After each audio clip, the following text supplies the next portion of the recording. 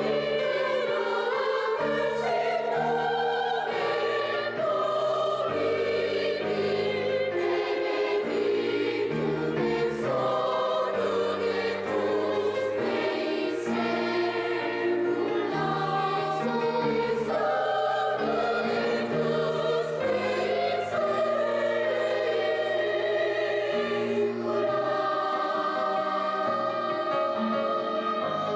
곁에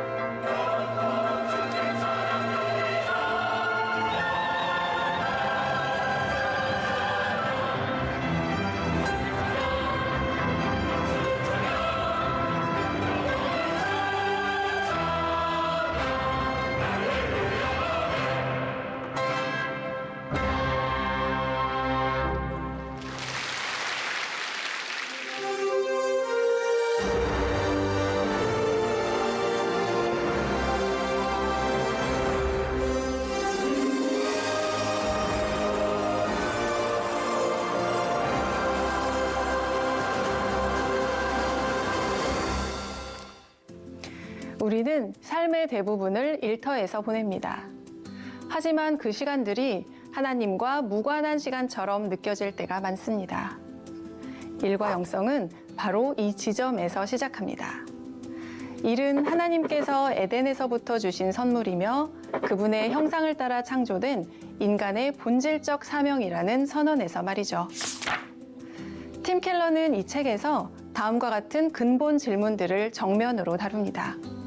왜 이래야 하는가? 어째서 이토록 우리네 삶이 고달픈가? 무슨 뾰족한 수는 없는가?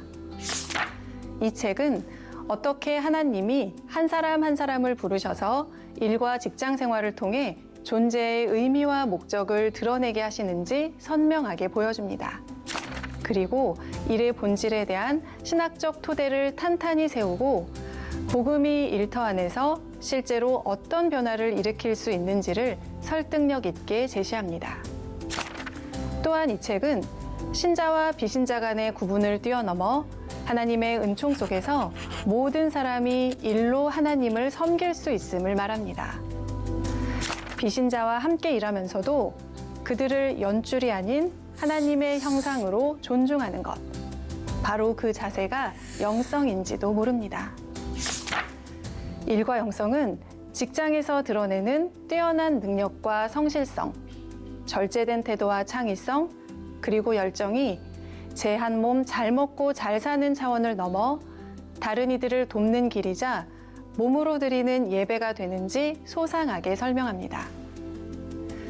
일이 고된 노동이 아니라 하나님이 주신 창조적 사명임을 다시금 일깨워주는 책. 신앙과 현실 사이에서 갈등하는 이들에게 이 책은 정직하면서도 깊이 있는 답변을 줍니다. 이제 말씀 속으로 들어가겠습니다. 소개를 들으니까 좀 흥미가 생기세요? 우리들이 고민하고 있는 일과 신앙에 대한 문제를 다루게 됩니다. 오늘 본문 말씀을 제가 아직 안 읽어드렸죠? 읽었나?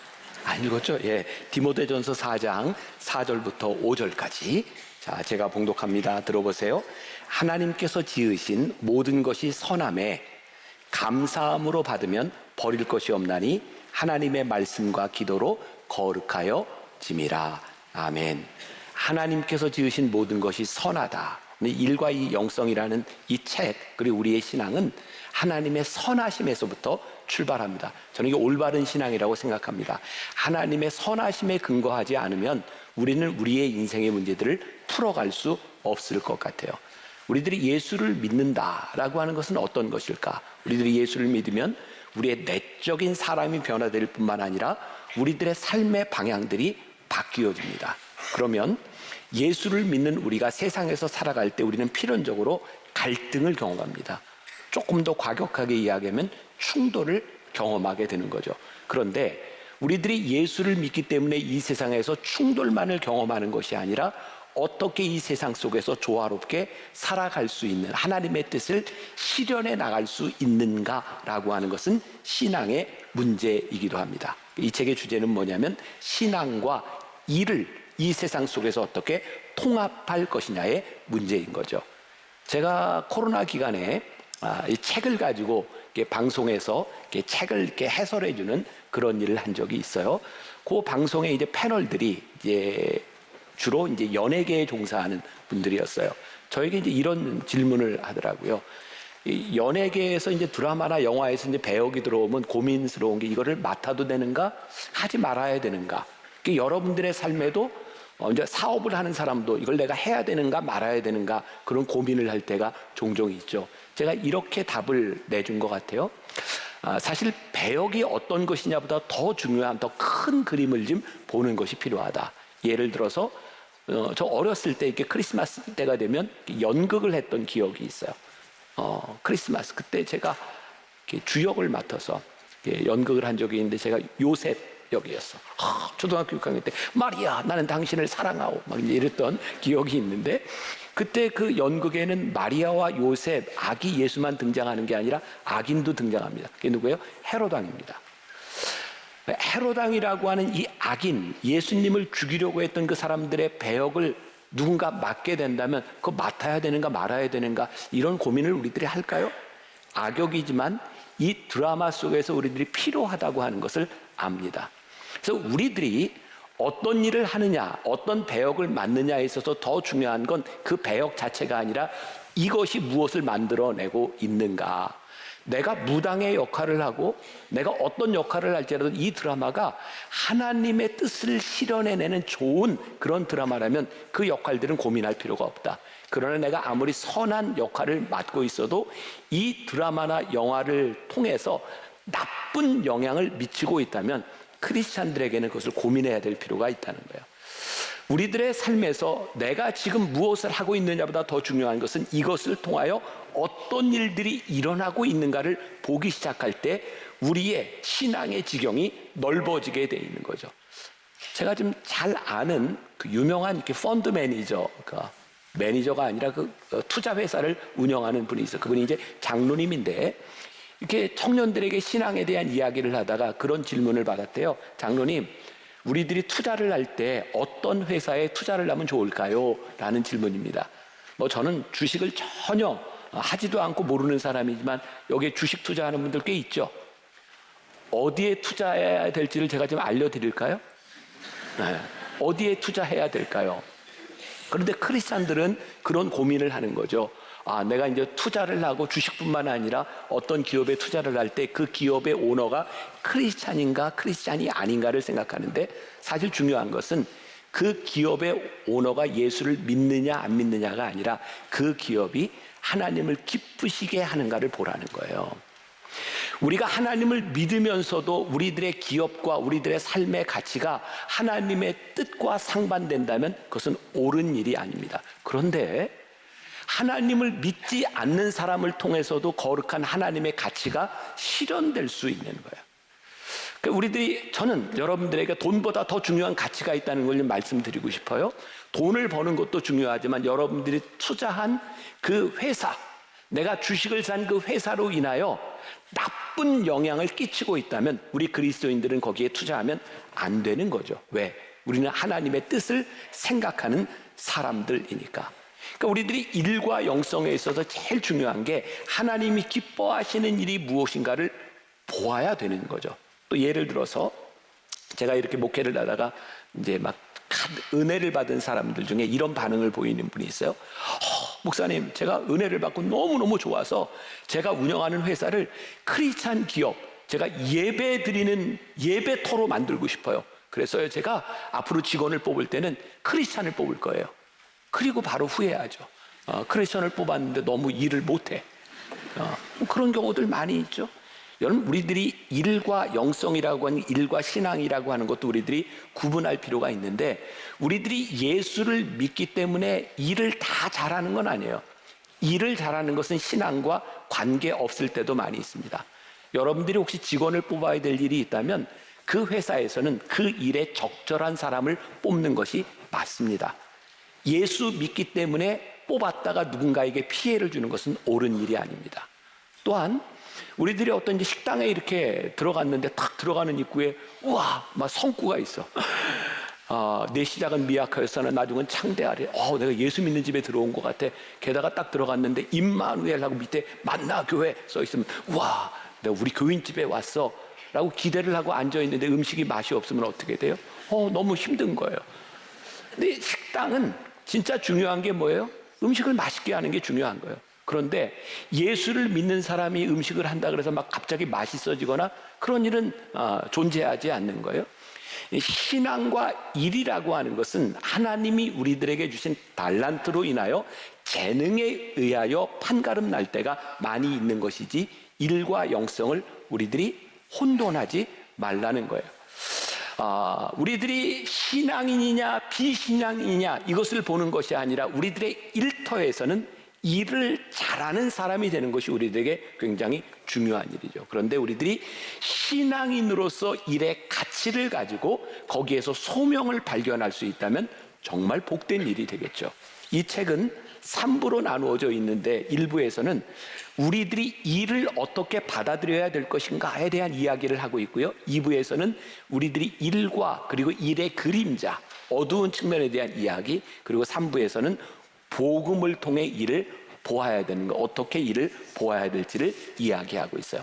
첫 번째, 이를 어떻게 보고 있는가? 하나님께서 이 세상을 창조하시고 우리들에게 일을 주셨기 때문에 하나님 앞에 하찮은 일은 없다. 일은 거룩하다 해서 이 책은 시작합니다. 제가 토요일 날 예배를 드리면서 이 말씀을 좀 풀어가려고 여러분들에게 질문을 했다. 굉장히 당황했어요.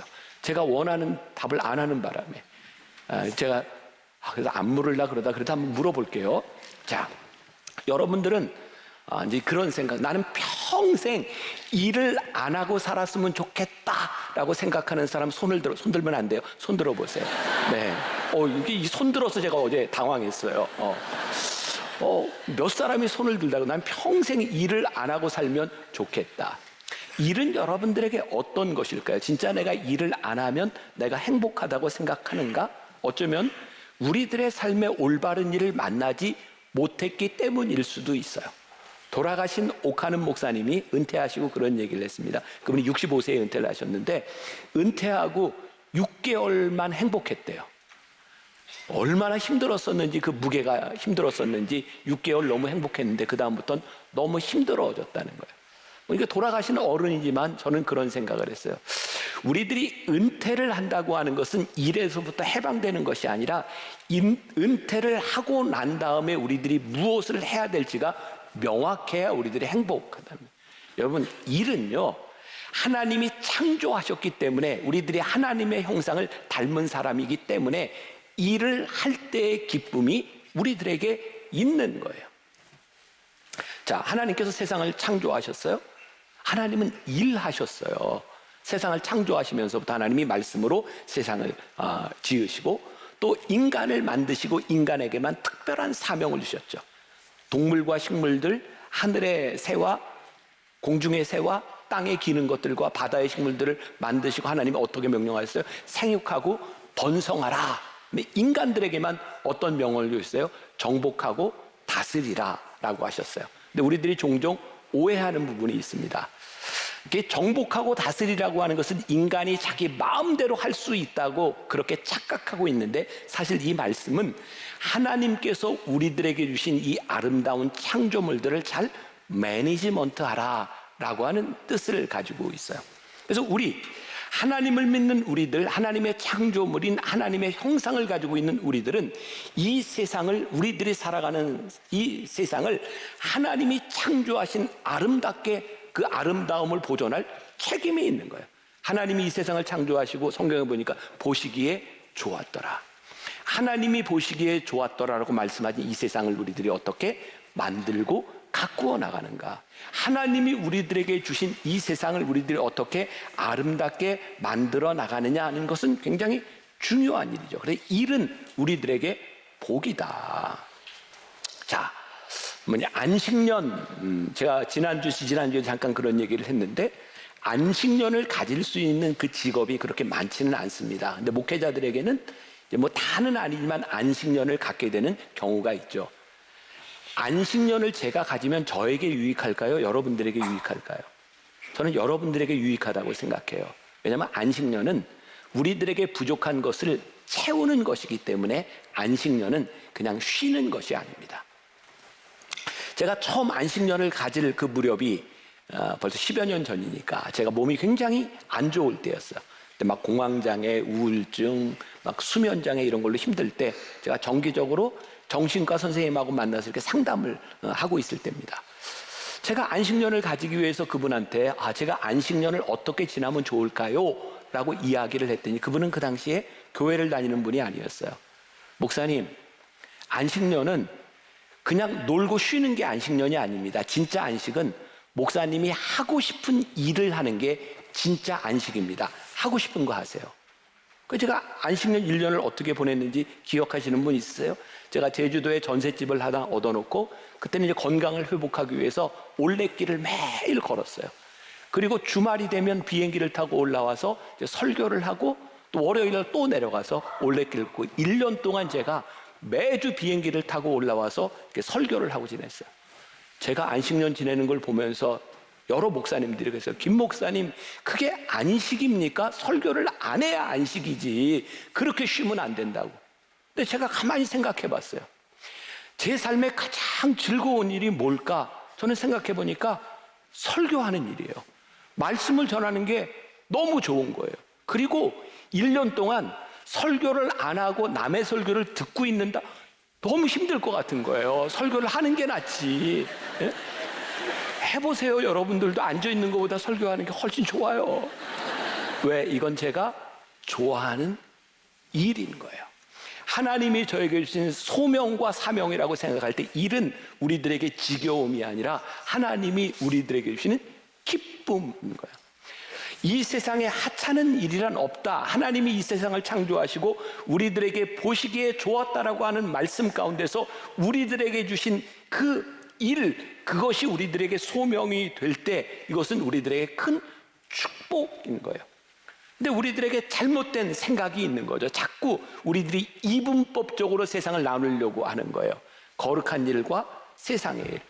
그래서 목회자들은 늘 이렇게 거룩한 일이라고 하는 것에 대한 생각, 그리고 여러분들이 교회 와서 무슨 일을 하면 조금 거룩한데 세상에서 하는 일들은 거룩하지 못하다고 생각하는 것들, 이 책은 이 이분법적 구조에서 우리들이 벗어나야 된다는 거예요. 왜? 하나님이 이 세상을 창조하셨을 때 거룩한 것과 속된 것, 귀한 것과 하찮은 것이 아니라 모든 것들을 하나님이 창조하셨으니, 이 책에 보면 이런 구절이 나와요. 주님이 일에 부여하신 엄청난 존엄을 담아내지 못할 만큼 하찮은 일은 없다. 몸으로 하는 단순한 노동도 신학적 진리를 탐구하는 활동과 조금도 다름없이 하나님의 일이다. 우리는 자꾸 어떤 생각을 해요? 비교하려고 하는 거죠. 저 일에 비해서 나는 어떠한가? 이 책은 우리들에게 이야기합니다. 일은 비교의 대상이 아니라 하나님께서 우리들에게 주신 그 일, 복인 것을 우리들이 기억하라. 그리고 우리들이 하고 있는 이 일이 축복이 되기 위해서는 이 일이 나를 위해서 존재하는 것이 아니라 타인을 위해서 존재하는 것임을 기억하라는 거예요. 그러니까 우리 크리스찬들에게 있어도 일은 세상 사람들이 생각하는 것과 다른 의미를 가지고 있어요. 낭독을 조금 들어봅시다. 어째서 그런지는 나중에 더 자세히 다루겠지만 일은 자신을 위해 살기보다 남들에게 유익한 존재가 되는 길 가운데 하나라는 점만큼은 분명히 짚어두고 싶다. 아울러 이를 통해 저마다 가진 특별한 능력과 은사를 파악하게 되고 그게 정체성 확립의 핵심 요소라는 점을 감안할 때 노동은 자아 발견의 주요한 통로이기도 하다. 일이 타인을 위해서 존재하는 일, 그리고 그 일을 통하여 내가 무언가를 표현할 수 있다고 하는 믿음이 들 때 그것은 나에게 소명으로 다가오는 겁니다. 근데 우리들에게 이 소명의식이 있는가? 저는 제 예를 들은 여러분들의 일을 생각해 보세요. 저는 제가 목사로서 살아가는 이 일이 너무 복되다고 생각하는 게 뭐냐면 내가 무엇을 이루는 성취에 있지 않아요. 저에게 제일 큰 기쁨이 뭘까 생각해 보면 저는 이런 이야기를 들을 때입니다. 설교를 마치고 예배를 마치고 이렇게 살아가다가 어떤 분이 나와서 이런 얘기를 해요. 목사님 말씀을 듣는데 그 말씀이 내 인생을 바꿔놓았습니다. 제 삶이 바뀌었습니다. 저는 그 이야기를 들으면 너무 감사하고 좋은 거예요. 하나님이 나를 여기에 부르신 이유 가운데 하나가 오늘 이 자리를 통하여 우리 성도들에게 도움이 되도록, 저는 우리 부목사님들에게 그런 얘기를 제일 많이 해요. 하나님이 우리를 부르신 이유는 우리를 권위자로 부르신 것이 아니라 서빙하는 서버로 우리를 부르셨다. 제가 오늘 여기서 설교하는 것도 제가 여기에서 무엇을 드러내기 위한 것이 아니라 오늘 예배드리는 여러분들이 하나님과의 교제, 커뮤니케이션이 일어날 수 있도록 돕기 위하여 내가 존재하는 것이고, 우리 목회자들이 존재하는 이유는 우리 교인들이 하나님 앞에 나아갈 수 있도록 우리들이 서빙하기 위해서 존재하고 있다는 이 사실을 우리들이 잊지 않을 때 우리는 소명의식을 가지고 살아갈 수 있는 거예요. 그래서 디트리 보네퍼가 성도의 공동생활이라는 책에서 이런 표현을 하잖아요. 영원한 타자를 위한 존재. 우리 그리스도인들은 영원한 타자를 위한 존재가 되어야 된다. 그리스도께서 누군가를 위해 죽으시고 누군가가 그리스도가 필요한 존재가 되었던 것처럼 우리 그리스도인들은 영원한 타자가 타자를 위한 존재가 되어야 된다. 이게 그리스도인들이 이 세상에서 일을 해야 되는 이유이기도 하죠. 제가 요즘 결혼 주례를 할 때 요즘 뭐 한 번도 빼놓지 않고 우리 신랑 신부에게 읽어주는 말씀이 창세기 2장 18절의 말씀입니다. 여호와 하나님이 이르시되 사람이 혼자 사는 것이 좋지 아니하니 내가 그를 위하여 돕는 배필을 지으리라 하시니라. 제가 신랑 신부에게 이렇게 이야기해요. 너희들이 결혼한 첫 번째 이유가 뭔지 아니? 하나님이 혼자 사는 것이 보시기에 좋지 않아서 너희 같이 살게 하셨어. 결혼하면서 너희들이 행복하지 않으면 이건 하나님의 뜻이 아니야. 근데 행복하게 이 배필로 살아가는데 중요한 원리로 만들어주신 게 뭐냐면 돕는 배필로 우리를 만들어 주셨다는 거예요. 내가 이기적으로 저 사람에게서 무엇을 얻으려고 하는 것이 아니라 영원한 타자를 위한 내 배우자를 위하여 돕는 자가 되도록 하나님이 우리를 부르셔서 우리들에게 살게 하신 것. 이게 성경적인 원리라는 거예요. 이 책의 두 번째, 오늘 굉장히 중요한 이슈 가운데 하나인데, 일에서 겪는 우리들의 어려움은 무엇이고 이것을 극복하기 위해서 우리들에게 주어진 우리의 사명, 우리들의 삶을 은혜의 소산으로 바라보아라. 사실 오늘 제가 처음에 말씀의 제목을 삶으로 예배하기라고 잡았다가 제가 제목을 이렇게 바꿨어요. 우리의 삶을 은혜의 소산으로 바라보기. 우리들의 삶을 은혜의 소산으로 바라본다는 게 어떤 일일까? 팀 켈러 목사님은 이 책에서 전도서 기자가, 그 지혜자가 세 가지 목적을 가지고 있었다고 이야기해요. 인생 프로젝트.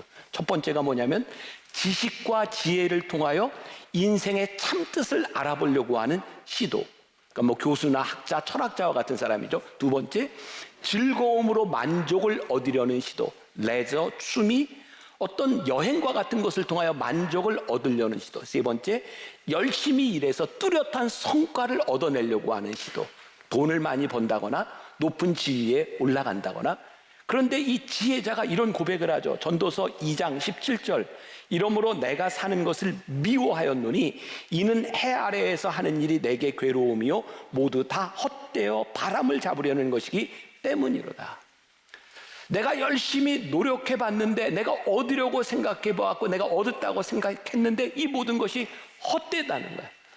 이 세상에 많은 사람들이 일을 하면서 허무함을 느끼는 이유 가운데 하나는 뭐냐면 내가 무엇을 얻는 것을 목적으로 살아가고 내가 얻었다 생각하고 교만이 우리들에게 들어올 때 감사함을 잃어버리면 우리들의 삶은 필연적으로 허무할 수밖에 없는 거야. 오늘 여러분들에게 이런 질문을 던질 수 있을 것 같아요. 여러분들은 여러분들이 하고 있는 일을 통하여 어떤 감사의 고백을 할 수 있습니까? 이 감사의 고백은 내가 있는 이 자리, 나를 인도하신 그 자리가 하나님의 은혜의 소산이라는 고백을 하지 못하면 우리에게는 절대로 감사가 없습니다. 뭐 제 경험이에요. 제가 예전에 청년들 사역을 한참 할 때 매년 한두 차례 정도 이제 유럽에 가서 청년들을 위한 집회를 인도했던 때가 있어요. 오래전입니다. 그때는 그게 꼭 이렇게 집회를 인도하고 나면 그때 참석했던 사람 중에 항공사 지사장들이 그렇게 있었어요.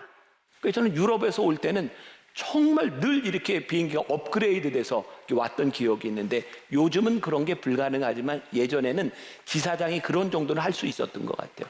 제가 이제 로마에서 집회를 인도하고 공항에 딱 왔는데 카운터에 갔더니 제 비행기 표가 1등석으로 바뀐 거예요.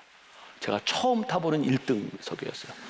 딱 들어갔는데 그때는 이불도 옛날 이렇게 비단 이불 같은 거 이렇게 1등석에 줄 때였고요. 밥상도 막 이렇게 자개 뭐 이런 거 줄 때였습니다. 너무 황송한 거예요. 그래가지고 스튜어디스를 부르는 게 너무 이제 조심스럽게 불러가지고 오면은 이거 좀 해주시겠어요? 뭐 이제 이런 데서. 근데 옆에 있는 사람이요, 스튜어디스를 불러가지고 뭐 갖다 달라 뭐 시키는데 얼마나 무례한지 몰라요. 제가 그런 생각했어요. 저 사람은 자기 돈 내고 탔구나. 그러니까 내 돈 내고 타면 내가 이 정도 대우는 받아야 된다고 생각하는 것 같아요. 제가 험불하고 겸손한 이유는 뭘까요? 은혜의 소산이야. 그러니까 이 사람한테 내가 받은 은혜로 인해서 내가 받는 게 너무 황송한 거야. 여러분, 우리들의 삶에요, 내가 교만해지는 때는 언제인지 아세요? 내가 무언가를 이루었다고 생각할 때, 하나님의 은혜로 느껴지지 않으면 우리들이 무례하고요. 무례한 사람이 있는 곳에는 그 주변이 다 불행해집니다. 자, 에스더 4장 13절과 14절 말씀 보세요. 너는 왕궁에 있으니 모든 유다인 중에 홀로 목숨을 건지리라 생각하지 말라. 이때 내가 만일 잠잠하여 말이 없으면 유다인은 다른 데로 말미암아 노임과 구원을 얻으려니와 너와 내 아버지 집은 멸망하리라. 내가 왕후의 자리를 얻은 것이 이때를 위함이 아닌지 누가 알겠느냐. 지금 모르드게가 에스더에게 뭐라고 얘기해요? 이 민족의 위기 가운데서 에스더야, 하나님께서 너를 여기에 있게 하신 것이 은혜의 소산, 네 능력인지 아냐? 하나님이 너를 여기에 있게 한 것이 이때를 위함인지 어찌하느냐. 뭐라고요 지금? 너 소명자로 살라는 거예요. 자, 오늘 낭독 가운데 굉장히 중요한 부분입니다. 한번 들어봅시다. 자신의 경우는 어떠한지 묵상해 본 적이 있는가? 현재 직장에서 차지하는 지위나 위치가 은혜의 소산이라는 얘기를 들으면 펄쩍 뛰면서 암흑의 학교에 들어가려고 얼마나 열심히 공부했고, 학생 때는 물론이고 신입사원 시절에는 누구보다 열심히 노력했으며 동기들보다 얼마나 뛰어난 성과를 올렸는지 따위를 침이 마르도록 나열할지도 모르겠다. 하지만 값을 치르지 않고 얻은 달란트를 가지고 공부했다. 제 힘으로 열지 않은 기회의 문들을 통과했다. 열쇠를 쓴 게 아니라 그저 활짝 열린 틈으로 지나간 게 전부였다. 그러므로 지금 가진 건 하나같이 은혜의 소산이며 우리 각자에게는 그렇게 수중에 들어온 힘을 마치 제 능력을 사용하듯 활용하여 세상을 섬길 자유가 있다. 예를 들어 보겠습니다. 우리 비올라 변집사 맞죠? 변집사는 참 하나님이 은혜 주셔서 비올라를 참 잘하네, 이런 얘기를 들었을 때 어떤 느낌이 드세요? 목사님, 내가 대답까지 할 거예요. 자, 엉뚱한 대답하면 안 돼. 자, 목사님, 제가 얼마나 노력했는지 아십니까? 제가 여기 오기까지 진짜 피나는 노력을 했습니다. 뭐 이렇게 생각할 수도 있고 진짜 하나님의 은혜입니다 라고 생각할 수 있는데, 이 사람은 이제 전문적인 비올리스트니까 얼마나 잘하겠어요. 나 노력했어요. 그런데 노력한다고 모든 사람이 다 좋은 연주가가 되지는 않습니다. 하나님이 재능을 주셨기 때문에 그런 거예요. 여러분들 중에 뭔가 성취를 이룬 사람에게 정말 하나님의 은혜군요 했을 때 하나님의 은혜입니다 라고 대답하는 사람이 있는가 하면 아까 이 글에 나온 것처럼 내가 얼마나 노력했는지 아십니까? 근데 우리의 인생은요, 사실 노력만 가지고 되지 않습니다. 하나님이 우리들에게 기회의 문을 열어주시지 않는다면 우리의 노력으로 절대로 되지 않는 일들이 있어요. 제 아들 목사가 제일 싫어하는 말이 머리 좋다는 말입니다. 제가 보기엔 진짜 머리가 좋아요. 너는 머리가 좋아서 참 좋겠다. 너 참 그래 잘했다. 그러면 아들이 아빠 왜 그러세요? 내가 얼마나 노력했는지 아세요? 왜 아빠는 그런 얘기를 하세요? 제가 이렇게 얘기합니다. 야, 노력한다고 다 되는 거 아니야. 넌 머리가 좋기 때문에 되는 거야. 남의 집 아들 얘기는 막 기분이 나쁜 거죠 지금. 네. 근데 보세요. 노력한다고 다 되지 않습니다. 하나님께서 공부하는 머리를 주셔야 그게 가능한 일입니다. 하나님은 우리들에게 다 다른 재능들을 주시고 우리들에게 다른 것들을 주셨는데 우리들이 하나님이 우리들에게 주신 것을 은혜의 소산으로 여기지 못하고 살아가면 우리들은 계속 교만해질 수밖에 없는 거예요. 제가 미국에서 공부하던 시절에 제일 힘들었던 게 아버지가 돈을 안 보내주신 거였어요. 생활비도 학비도 안 보내주셨어요. 근데 우리 아버지가요 늘 그런 얘기를 했어요. 돈을 보내주시지 않으면서 야, 옛날 분들은 이런 말 알아요? 수양산 그늘이 강동 80리야. 그게 뭐냐면 수양산 그늘, 그 버드나무 가지가 쫙 펼쳐져 있으면 그 영향을 받는다고 하는 이야기입니다. 저는 그때 그렇게 긍정하지 않았었어요. 근데 가만히 생각해 보니까 아버지가 돈을 보내주지 않았지만 제가 살 수 있었던 이유가 아버지의 영향이더라고요. 제가 누구 아들이라고 하는 것 때문에 교회에서 일할 때도 쉽게 잡을 잡았고 제가 도움을 받았던 많은 일들이 사실은 내 노력인 줄 알았는데 수양산 그늘 가운데 있었던 때가 참 많더라고요. 그러면 여러분들의 인생에 내 노력이 아니라 하나님 아버지의 그늘 아래 내가 있구나, 하나님 아버지가 나를 인도하셨구나 라는 고백을 할 수 있을 때, 그게 은혜의 소산으로 우리들에게 느껴지기 시작할 때 우리들에게 감사와 일에 대한 의미, 소명이 우리들 가운데서 발견돼요. 3부에서 결론적으로 팀 켈러는 이렇게 이야기합니다. 신앙 안에서 우리들이 일을 본다고 하는 것이 무엇일까? 하나님이 왜 나를 여기에 보내셨을까? 그 이유를 생각하는 것인데, 마치 에스더가 내가 오늘날 왕과 된 것이 이때를 위함인지 어찌 아느냐라고 이야기했던 것처럼 우리를 보내신 이유를, 왜 하나님이 나를 여기에 보내셨을까를 깨닫게 되는 일이라는 거죠. 자, 또 중요한 부분입니다. 낭독 하나 더 들어볼게요. 일터에서 크리스천으로 산다는 건 거짓말을 하지 않거나 눈치를 보며 동료들과 빈둥거리지 않는 선에서 그치지 않는다. 개인적으로 예수님을 소개하고 사무실에서 성경 공부를 인도하는 수준도 아니다. 오히려 복음적인 세계관에 담긴 의미, 그리고 일하는 삶 전반과 손길이 미치는 조직 전체를 향한 하나님의 목적을 곰곰이 성찰한다는 뜻에 가깝다. 조금 어려운 말이 될 수 있지만, 복음 안에서 일을 본다고 하는 것은 우리들이 예수 믿지 않는 사람들의 공동체 일하는 데서 단순히 성경 공부, 성경을 이야기하고 예수 믿으세요라고 일하는 차원이 아니라는 거예요. 팀 켈러는 굉장히 중요한 통찰을 우리들에게 주고 있습니다. 우리들이 일하는 이 세상, 하나님을 알지 못하는 사람들과 함께 살아가는 이 세상은 하나님이 만드신 이 세상 한가운데 그 안에 우리들에게 목적을 주셨다.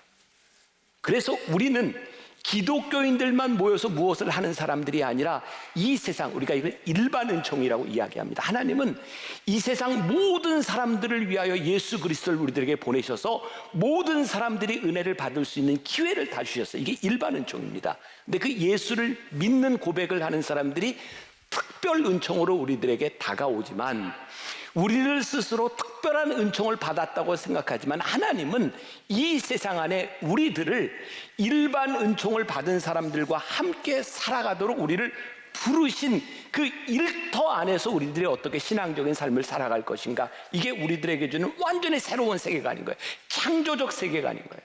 하나님은 우리 그리스도인만을 위해서 이 세상을 창조하신 것이 아니라 누구를 위해서? 이 세상 모든 사람들을 위하여 이 세상을 창조해 주셨어요. 요한복음 3장 16절에 하나님이 세상을 이처럼 사랑하사, 이 세상은 예수 믿는 사람들의 세상이 아니에요. 하나님이 창조하신 세상을 말씀하시는 거예요. 하나님이 사랑하신 이 세상, 우리를 그곳에 보내주셨을 때에 우리들이 어떻게 이 세상 가운데 있는 사람들과 함께 하나님의 나라를 만들어 갈 것이냐. 조화롭게, 아름답게. 그러니까 우리들이 하나님 앞에 불림을 받은 그 일, 복음 안에서 우리들이 일을 본다고 하는 것은 뭐냐면, 단순히 크리스찬, 그것이 아니라 이 세상 한가운데서 함께 살아가도록 우리를 부르셨다는 거예요. 이 책에 보면 그 아마데우스라는 영화 얘기가 계속 나옵니다. 볼프강 아마데우스, 모차르트에 대한 이야기죠. 거기에 살리에르라고 하는 음악가가 나오는데, 이 모차르트를 무지하게 질투하죠. 왜냐하면 모차르트는 오늘날로 얘기하면 딴따라 작곡가입니다. 당시 살리에르는 궁정음악에 그리고 찬양을 만드는 사람이었는데, 모차르트의 재능을 보고 화가 나서 견딜 수가 없는 거예요. 하나님, 찬양을 만드는 저에게 이 좋은 재능을 주셔야지, 모차르트 같이 저 방탕한 사람에게 이렇게 좋은 재능을 주시면 어떡합니까? 결국 질투로 죽습니다. 우리들 참 못 견뎌야 하는 게 있죠. 저건 예수도 안 믿는 게 왜 이렇게 잘 나가? 저 예수도 안 믿는 게 돈 버는 게, 이거 내가 정말, 돈 버는 건 돈 버는 재주가 있는 사람이 벌어요. 예수 믿는다고 돈 버는 거 아니에요. 만약에 돈 좀 벌어보겠다고 오늘 여기 나온 사람이 있으면 잘못 나온 거예요. 정말이에요. 어쩌면 예수를 믿으면 더 돈을 못 벌 수 있어요. 왜? 세상의 가치와 하나님의 나라와 충돌되는 것을 우리들이 포기하는 일들이니까. 근데 예수 믿지 않는 사람들이 잘 되는 거 우리들이 참 힘들어 한다고요. 근데 하나님은 오늘 우리들에게 뭐라고 말씀하세요?